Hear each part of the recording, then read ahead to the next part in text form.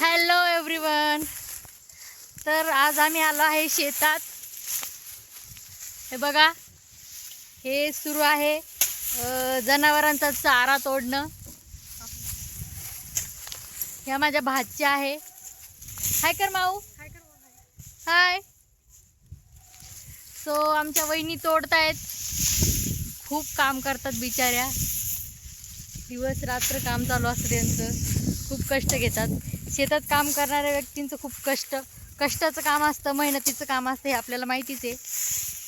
तो बघा तुम्ही. आणि इकडचं वातावरण खरंच खूप खूप खूप छान आहे. म्हणून आम्ही 8 दिवसाला येत असतो. सॅटर्डे संडे छान वाटतं आम्हाला इकडं आल्यावर. मस्त. थोडंसं ऊन आहे,